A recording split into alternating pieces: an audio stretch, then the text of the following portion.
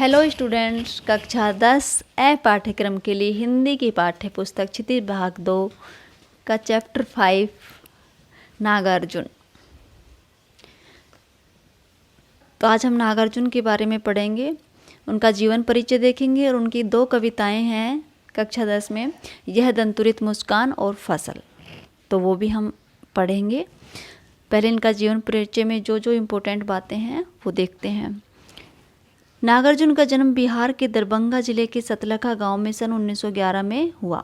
उनका मूल नाम वैद्यनाथ मिश्र था।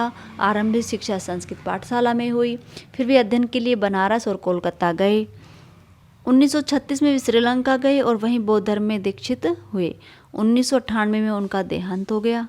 नागार्जुन की प्रमुख काव्य कृतियाँ हैं युगधारा, सतरंगे पंखों वाली, हजार हजार बाहों वाली, तुमने कहा था, पुरानी ज्योतियों का कोष, आखिर ऐसा क्या कह दिया मैंने, मैं मिलिट्री का बूढ़ा घोड़ा। और नागार्जुन रचनावली 7 खंडों में प्रकाशित है। नागार्जुन ने बांग्ला और संस्कृत में भी कविताएं लिखी हैं और उनकी मातृभाषा थी मैथिली और मैथिली में वे यात्री नाम से प्रतिष्ठित हैं। नागार्जुन की पहली कविता है यह दंतुरित मुस्कान। यह दंतुरित मुस्कान नागार्जुन की कविता है। नागार्जुन ने इस कविता में एक छोटे बच्चे की मधुर मुस्कान का वर्णन किया है जो मन को मोह लेने वाली है। तो हम ये कविता स्टार्ट करते हैं। तुम्हारी ये दंतुरित मुस्कान मृतक में भी डाल देगी जान, धुली धूसर तुम्हारे ये गात झोपड़ी, छोड़कर तालाब मेरी झोपड़ी में खिल रहे जलजात, परस पाकर तुम्हारा ही प्राण पिघल कर जल बन गया होगा कठिन पाषाण। तो तुम्हारी यह दंतुरित मुस्कान कि कवि नागार्जुन कहते हैं छोटे बच्चे से कि तुम्हारी जो मधुर मुस्कान है वो मन को मोह लेने वाली है, जो मृतक में भी डाल देगी जान, जो मरे हुए व्यक्ति में भी जान डाल देने वाली है। तो इस लाइन में जो है अतिशयोक्ति अलंकार हो गया। जहाँ पर बात को बढ़ा चढ़ा करके कहा जाता है वहाँ पर अतिशयोक्ति अलंकार होता है। तो कवि के कहने का आशय यहाँ है कि निराश और उदास व्यक्ति भी अगर तुम्हारी मुस्कान को देख ले तो उसमें भी उसके चेहरे पर भी प्रसन्नता छा जाए। धूली धूसर तुम्हारे ये गात झोपड़ी, छोड़कर तालाब मेरी झोपड़ी में खिल रहे जलजात। धूली धूसर की धूल मिट्टी से सना हुआ, गात शरीर, जलजात का अर्थ होता है कमल। कि धूल मिट्टी, बच्चा जब है मिट्टी में खेल रहा है तो उसका सारा शरीर धूल मिट्टी से सन गया है। तो कवि यहाँ पे कल्पना करता है कि धूल मिट्टी से सना हुआ तुम्हारा जो शरीर है वो ऐसा लगता है मानो तालाब को छोड़ करके मेरी झोपड़ी में ही खिल उठा हो। परस पाकर तुम्हारा ही प्राण पिघल कर जल बन गया होगा कठिन पाषाण। पाषाण का होता है पत्थर। परस स्पर्श कि तुम्हारा ही स्पर्श पा करके कठोर पत्थर भी पिघल कर जल बन गया होगा, कि कठोर हृदय व्यक्ति भी तुम्हारा स्पर्श पा करके कोमल हृदय में परिवर्तित हो जाए। ऐसी है बच्चे की मधुर मुस्कान। छू गया तुमसे कि झरने लग पड़े शेफालिका के फूल, बांस था कि बबूल, कि बांस और बबूल का जो कठोर और कांटेदार वृक्ष हैं वो भी तुम्हारा स्पर्श पा करके शेफालिका के फूल की तरह झरने लग गए हैं। शेफालिका के फूल सफ़ेद रंग के और कोमल होते हैं, तो वो भी बांस बबूल भी शेफालिका के फूल की तरह झरने लग गए हैं।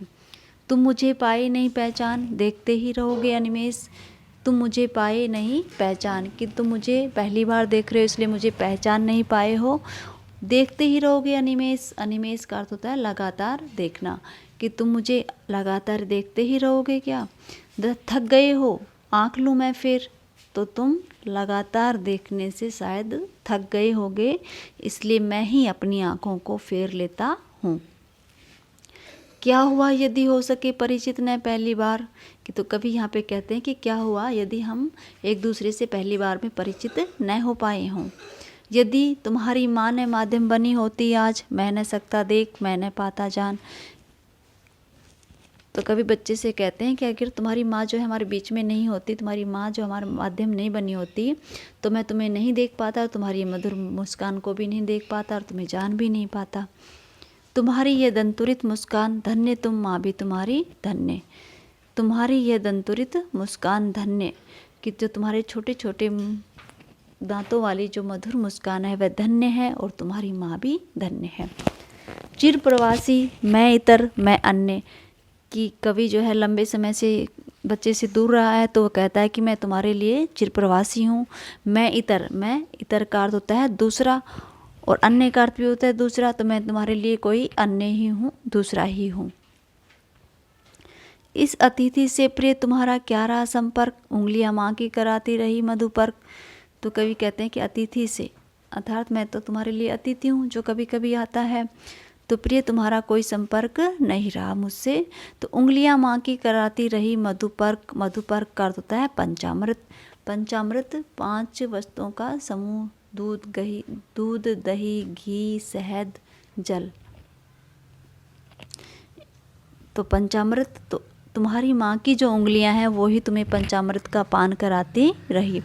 देखते तुम इधर कनखी मार और होती जबकि आंखें चार, कि जब तुम मुझे कनखी मार के देखना, अर्थात तिरछी नज़र से देखना, कि तुम मेरी तरफ जो है तिरछी नज़र से देख रहे हो, और होती जबकि आंखें चार, और जब हमारी आंखें मिल जाती हैं, आंखें चार होने का अर्थ है आंखें मिल जाती हैं, तब तुम्हारी दंतुरित मुस्कान मुझे लगती बड़ी छविमान। और जब हमारी एक दूसरे से आंखें मिल जाती हैं, तुम्हारी जो ये दंतुरित मुस्कान है, मधुर मुस्कान है, वो मुझे बहुत ही छविमान, बहुत ही प्यारी और सुंदर लगती है। तो कवि ने इस कविता में बच्चे की मधुर मनोहारी मुस्कान का वर्णन किया है जो उसके मन को मोह लेती है। ये अपनी कविता कंप्लीट हुई। इसके बाद अगली वीडियो में हम दूसरी जो कविता है फसल, उसे देखेंगे। धन्यवाद।